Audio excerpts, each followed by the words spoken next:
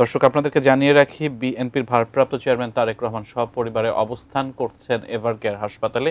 অসুস্থ মা বিএনপির চেয়ারপারসন বেগম খালেদা জিয়াকে তিনি সশরীরে সেখানে দেখতে গেছেন এবং চিকিৎসার খোঁজ খবর নিচ্ছেন। এরপরে হাসপাতাল থেকে বের হয়ে তিনি কাকলী হয়ে গুলশানে যাবেন। কাকলী এলাকায় ঠিক এই মুহূর্তে আছেন সহকর্মী আবুল কালাম আজাদ। আমরা বিস্তারিত তার কাছ থেকে জানবো। আজাদ, আমাদের জানান যে সেখানে আসলে ভিড় কেমন, অথবা তারেক রহমানকে সেখানে সংবর্ধনা বা স্বাগত জানানোর জন্য অথবা দেখার জন্য আসলে সেখানে উৎসুক জনতার ভিড় বা সমাগম কেমন রয়েছে?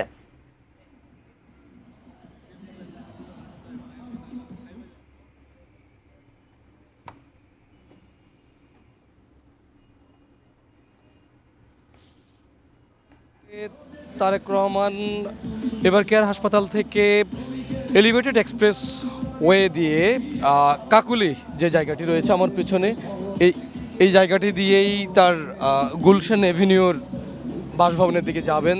তাকে এখানেও সংবর্ধনা জানাবার জন্য গত কয়েকদিন ধরেই নেতাকর্মীদের যে প্রস্তুতি, তারই একটি আবহ এখানে বিরাজ করছে।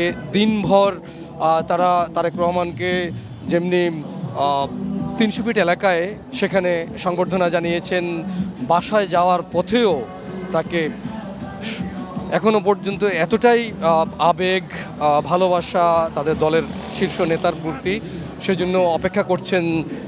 বাসায় না পৌঁছানো পর্যন্ত রাজপথ তারা ছেড়ে যাবেন না, সেজন্যই তাদের এখানে অবস্থান। আপনি জানেন যে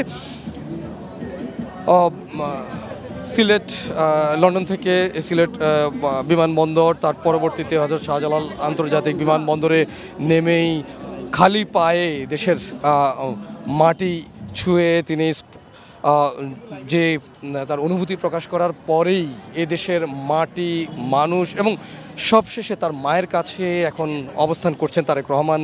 সেখানে আমরা যতদূর জানি যে আইসিইউতে বা দেখবার জন্য এভারকেয়ার হাসপাতালে তিনি সেখানে চিকিৎসক সহ পরিবারের সদস্য, তার স্ত্রী এবং সন্তান জাইমা রহমান তারাও রয়েছেন। তার পরবর্তীতে এই জায়গা দিয়ে, অর্থাৎ এভারকেয়ার হাসপাতাল থেকে বসুন্ধরা যে আবাসিক এলাকাটি রয়েছে, সেই এলাকার ভেতর দিয়ে এলিভেটেড এক্সপ্রেসওয়ে হয়ে বনানী কবরস্থানের এই রাস্তাটি পরিহার করে কাকুলিতে দিয়েই গুলশান এভিনিউর 196 যে বাসভবনটি রয়েছে তার জন্য এরই মধ্যে প্রস্তুত করা হয়েছে। সেই বাসভবনে এসে তিনি অবস্থান নেবেন। এখনকার মতো এই ছিল আমার কাছে সবশেষ।